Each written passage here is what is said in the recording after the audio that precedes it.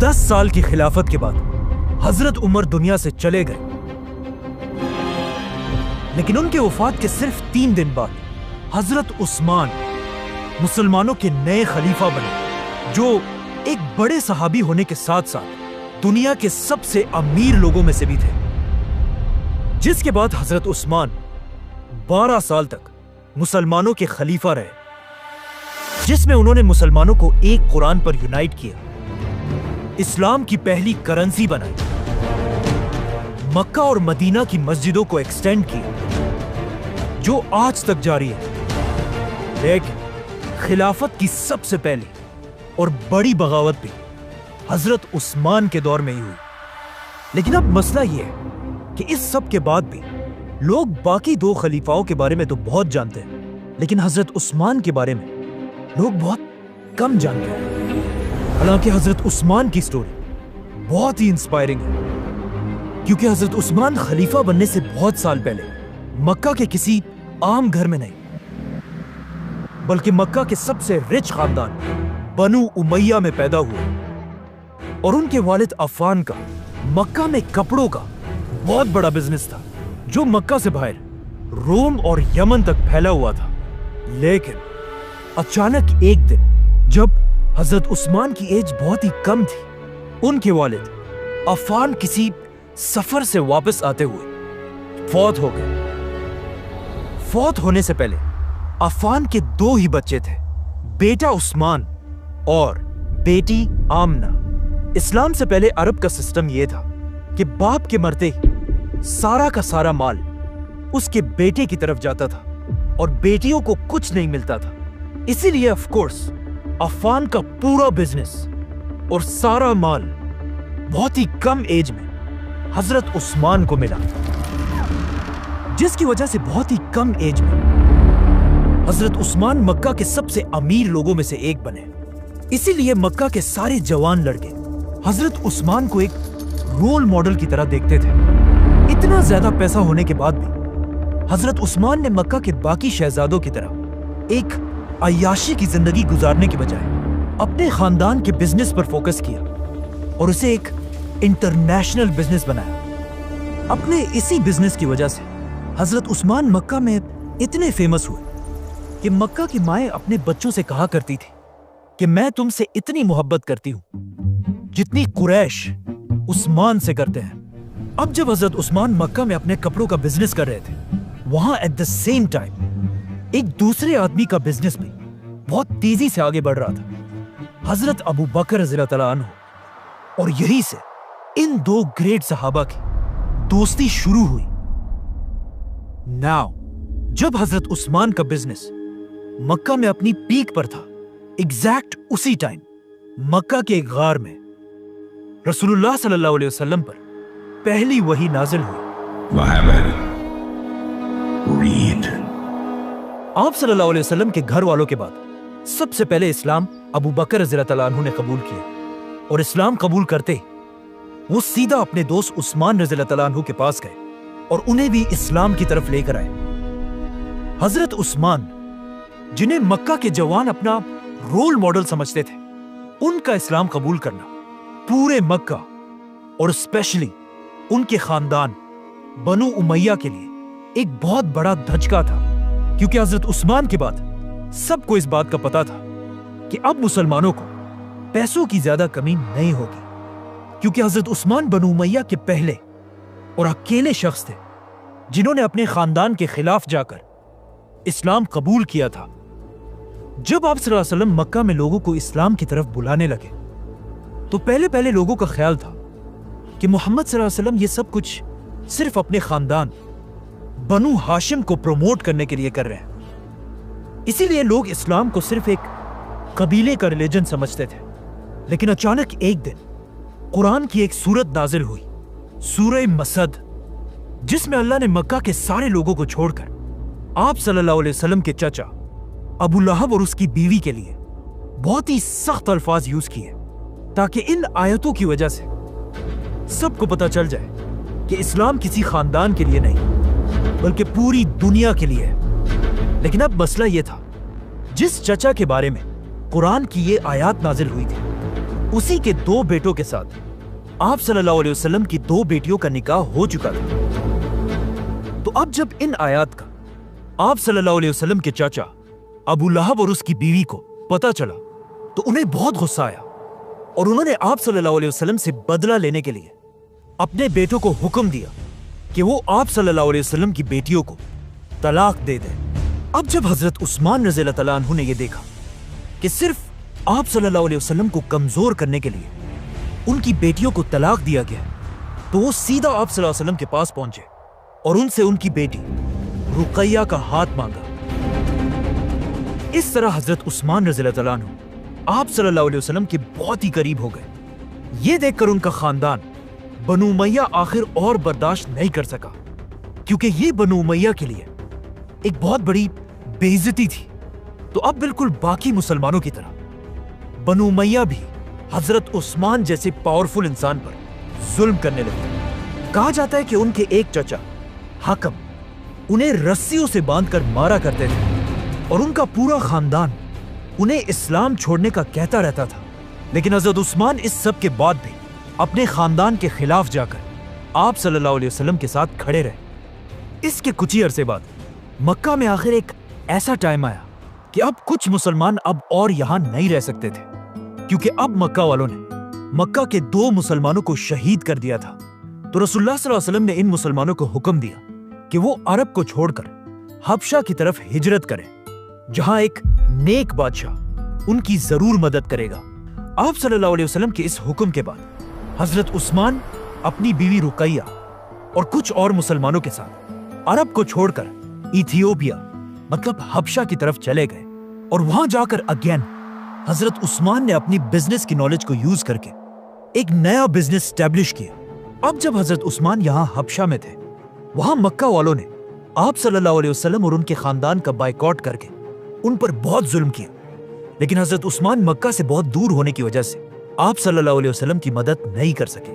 4 साल हबशा में गुजारने के बाद अचानक हबशा में एक अफवाह फैली कि मक्का के सारे लोग इस्लाम कबूल कर चुके हैं। ये सुनकर हजरत उस्मान और बाकी मुसलमान हबशा छोड़कर वापस मक्का की तरफ आए। लेकिन यहां आकर उन्होंने देखा कि ये सब कुछ बिल्कुल झूठ था। लेकिन अब मक्का से वापस हबशा जाने के बजाय रसूलुल्लाह सल्लल्लाहु अलैहि वसल्लम ने मुसलमानों को मदीना की तरफ हिजरत करने का हुक्म दिया। अब मदीना मक्का से बिल्कुल ऑपोजिट एक बहुत ही गरीब इलाका था और वहां पर मुसलमानों के हालात इतने खराब थे कि उन्हें पीने के लिए पानी भी अवेलेबल नहीं था। यह देखकर रसूलुल्लाह सल्लल्लाहु अलैहि वसल्लम ने मदीना के सारे मुसलमानों को जमा किया और उनसे कहा कि जो भी मुसलमान उस यहूदी से ये कुआं बेर रोमा खरीद कर मुसलमानों के लिए खोल देगा, उसकी जगह जन्नत में होगी। अब मदीना में ऑफ कोर्स कोई भी ऐसा नहीं था जो इतने सख्त हालात में इस कुएं को अफोर्ड कर सकता हो। लेकिन सिर्फ एक शख्स ऐसा था जिसका बिजनेस शाम, यमन और अब हबशा तक फैला हुआ था, हजरत उस्मान।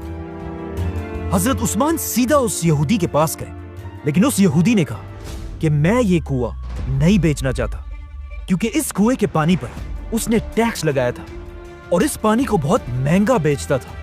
तो हजरत उस्मान ने इस यहूदी के साथ एक डील की और उससे आधा कुआं खरीदा। मतलब एक दिन ये कुआं हजरत उस्मान का होगा और एक दिन यहूदी का। उस यहूदी ने ये ऑफर खुशी से एक्सेप्ट कर ली।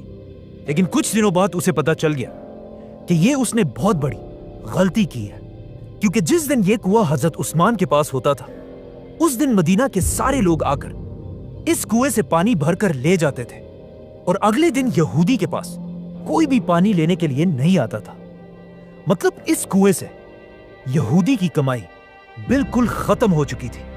तो इस यहूदी ने हजरत उस्मान के पास आकर मजबूरन उन्हें सारा कुआं बेच दिया और इस तरह हजरत उस्मान ने 20,000 दरहम में यह कुआं खरीद कर मुसलमानों के लिए डोनेट कर दिया। यह हजरत उस्मान की इतनी बड़ी डोनेशन थी कि इसे आज तक पूरी दुनिया याद करती है, क्योंकि यह कुआं और इसके पास जमीन आज तक हजरत उस्मान के नाम पर सऊदी अरब में रजिस्टर्ड है। और इस कुएं और इसके आसपास जमीन से जितनी इनकम आती है, उससे हजरत उस्मान के नाम पर ही مدینہ میں ایک بہت بڑا ہوٹل بنایا گیا ہے۔ یہ ہوٹل ہر سال حضرت عثمان کے نام پر 50 ملین ریال کماتا ہے، 5 کروڑ ریال، جو آلموسٹ 400 کروڑ روپے بنتے ہیں، جسے پورا کا پورا غریبوں میں تقسیم کر دیا جاتا ہے۔ مطلب حضرت عثمان واحد صحابی ہیں جن کے نام سے آج تک اللہ کی راہ میں کروڑوں دیے جاتے ہیں۔ یہ کنواں خریدنے کے کچھ ہی عرصے بعد اسلام کی پہلی جنگ کا ٹائم آیا، جنگ بدر، جس میں رسول اللہ صلی اللہ علیہ وسلم مدینہ سے 313 مسلمانوں کی فوج لے کر بدر کی طرف روانہ ہوئے۔ لیکن مسئلہ یہ تھا کہ حضرت عثمان مسلمانوں کی اس فوج میں نہیں تھے، کیونکہ ان کی بیوی اور آپ صلی اللہ علیہ وسلم کی بیٹی رقیہ کی طبیعت بہت خراب تھی۔ اسی لیے آپ صلی اللہ علیہ وسلم نے حضرت عثمان کو مدینہ میں رہنے کا حکم دیا۔ لیکن اب جب آپ صلی اللہ علیہ وسلم اور مسلمان جنگ بدر لڑنے میں بزی تھے، وہاں ان کی بیٹی رقیہ کی طبیعت بہت خراب ہوئی اور وہ اس دنیا سے چلی گئی۔ جب رسول اللہ صلی اللہ علیہ وسلم جنگ بدر جیت کر واپس مدینہ پہنچے تو مسلمان بہت خوش تھے اور جنگ جیتنے کا جشن منا رہے تھے۔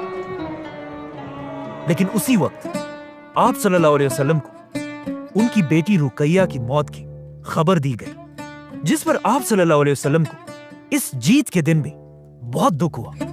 رقیہ رضی اللہ تعالی عنہا کی موت کے بعد مدینہ کے لوگوں نے دیکھا کہ حضرت عثمان بہت ہی دکھی اور پریشان رہنے لگے، اور جب ان سے پوچھا گیا تو انہوں نے بتایا کہ رقیہ کی موت کا دکھ تو مجھے ہے ہی، لیکن مجھے اس بات کا بھی غم ہے کہ ان کے جانے کے بعد میرا رشتہ رسول اللہ صلی اللہ علیہ وسلم کے ساتھ ٹوٹ چکا ہے۔ یہ سن کر آپ صلی اللہ علیہ وسلم نے اپنی دوسری بیٹی ام کلثوم کی شادی بھی حضرت عثمان سے کرائی، جس کے بعد حضرت عثمان کا نام ذو النورین پڑا، مطلب 2 نوروں والا۔ بدر کی جنگ ایسا ایک ہی ایونٹ تھا جس میں حضرت عثمان مسلمانوں کے ساتھ شامل نہیں تھے، کیونکہ بدر کے بعد حضرت عثمان اسلام کی ہر بڑی جنگ، احد اور خندق جیسی بڑی جنگوں میں شامل تھے، اور اس کے بعد آیا حضرت عثمان کی زندگی کا سب سے امپورٹنٹ ایونٹ کہ جب خندق کی جنگ کے بعد مسلمان مدینہ سے عمرہ کرنے کے لیے مکہ کی طرف روانہ ہوئے۔ جیسے ہی مسلمان مکہ کے قریب پہنچے، رسول اللہ صلی اللہ علیہ وسلم نے حضرت عمر کو حکم دیا کہ جاؤ اور مکہ کے لیڈر ابو سفیان سے بات کرو کہ ہم کسی جنگ کے لیے نہیں بلکہ صرف اور صرف عمرہ کرنے کے لیے آئے ہیں۔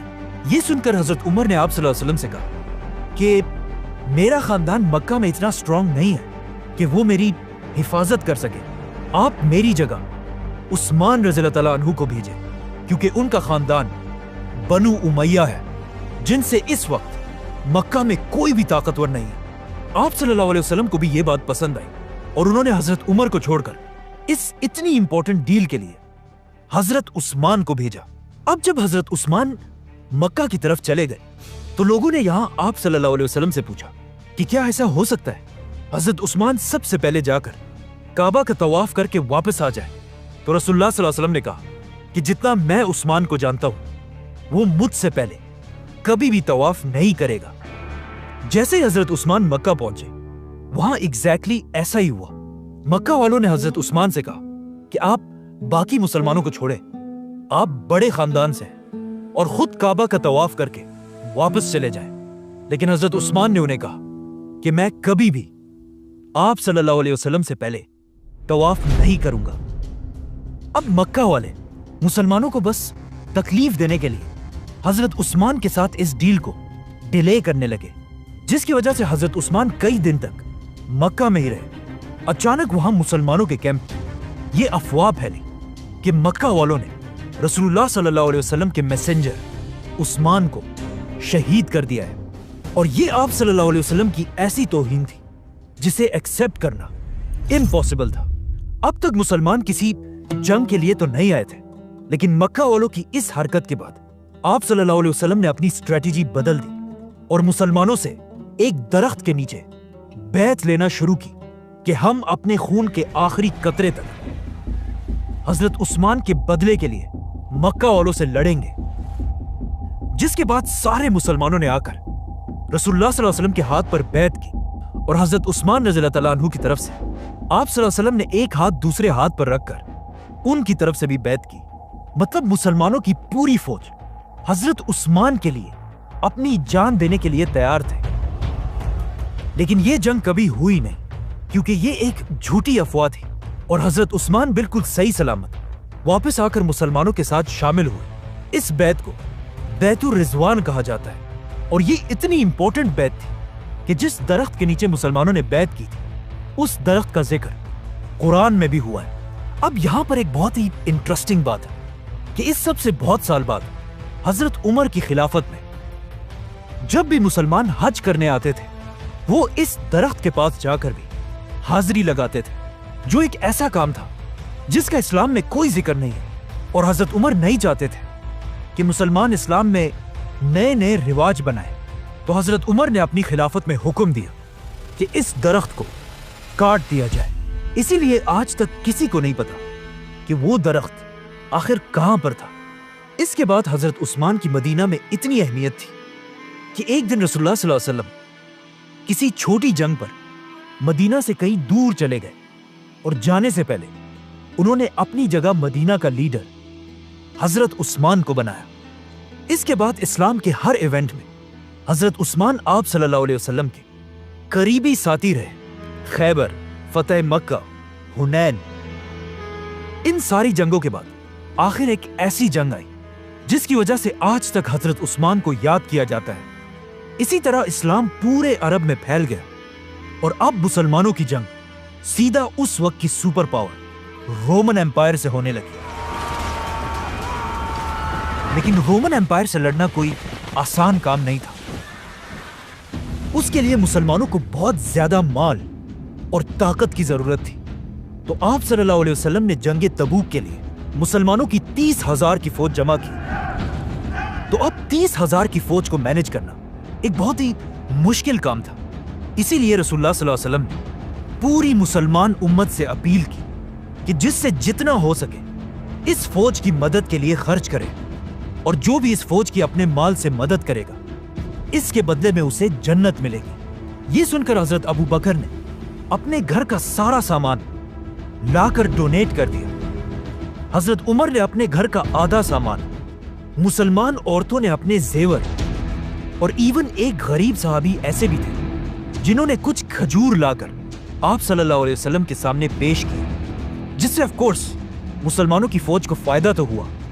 लेकिन असल में इस पूरी फौज के पीछे सबसे ज्यादा फंडिंग सिर्फ एक ही साहबी की थी, हजरत उस्मान। जब मुसलमान हर तरफ से तबूक की जंग के लिए जमा होने लगे तो हजरत उस्मान ने उनके लिए सबसे पहले 1000 ऊंट, 70 घोड़े, 10,000 गोल्ड कॉइन्स, 70,000 सिल्वर कॉइन्स, ये सब मुसलमानों की फौज को डोनेट कर दिए, जिसका अगर आज हिसाब लगाया जाए तो ये बिलियंस ऑफ रुपीस बनते हैं।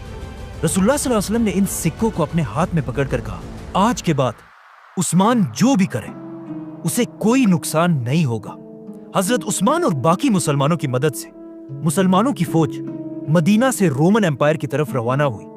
लेकिन यह फौज इतनी बड़ी थी कि सिर्फ इसके खाने पीने का खर्चा भी बहुत बड़ा था, और कुछ ही दिनों बाद इस फौज के खाने पीने का सामान खत्म होने लगा और लोग रसूलुल्लाह सल्लल्लाहु अलैहि वसल्लम की तरफ मदद के लिए देखने लगे। ये देखकर हजरत उस्मान फुल स्पीड गए और एक बार फिर कई ऊंटों को खाने पीने की चीजों से भरकर मुसलमानों की फौज की तरफ लेकर आए। जब आप सल्लल्लाहु अलैहि वसल्लम ने हजरत उस्मान के इस काफिले को दूर से आता हुआ देखा तो वो बहुत खुश हुए और उन्होंने लोगों से कहा कि वो देखो, तुम्हारी मदद के लिए सुर्ख ऊंट सामान ला रहे हैं। और जैसे ये काफिला पहुंचा, आप सल्लल्लाहु अलैहि वसल्लम ने अल्लाह से दुआ की कि या अल्लाह, मैं उस्मान से खुश हूं और आप भी उस्मान से राजी हूं। अब मसला यह था कि जैसे ही मुसलमान तबूक की जंग के लिए पहुंचे, रोमन एम्पायर की फौज पहले ही वहां से भाग चुकी थी। मतलब कोई जंग हुई नहीं। तो अब चाहिए तो यह था कि हजरत उस्मान अपना सारा डोनेट किया हुआ माल मुसलमानों की फौज से वापस ले लेते, लेकिन उन्होंने ऐसा नहीं किया। اور جنگ نہ ہونے کے باوجود بھی اپنا یہ سارا مال مدینہ کی ریاست کو ڈونیٹ کر دیا۔ اس طرح آپ صلی اللہ علیہ وسلم اپنے آخری دن تک حضرت عثمان سے خوش رہے۔ اسی لیے ان کی وفات کے بعد اسلام کے پہلے خلیفہ ابو بکر رضی اللہ تعالیٰ عنہ نے حضرت عثمان کو اپنا بڑا منسٹر بنایا، اور حضرت عثمان اسی طرح اپنے بزنسز کی طاقت سے مسلمانوں کی اس خلافت کو سپورٹ کرتے رہے، جس کے بعد حضرت عمر کی خلافت میں بھی حضرت عثمان ان کے سب سے بڑے منسٹرز میں سے رہے۔ لیکن جیسے ہی حضرت عمر کی شہادت کے بعد حضرت عثمان مسلمانوں کے خلیفہ بنے، رومن اور پرشین امپائر کے بادشاہوں کو سمجھ آ گئی کہ یہی ٹائم ہے مسلمانوں کی اس خلافت کو ختم کرنے کا، اور انہوں نے مسلمانوں کی اس خلافت پر ہر طرف سے حملہ کر دیا۔ تو اب حضرت عثمان نے یہ پروف کرنا تھا کہ وہ حضرت عمر کی اس اتنی بڑی خلافت کو ڈیفینڈ کر سکتے ہیں یا نہیں۔ سبسکرائب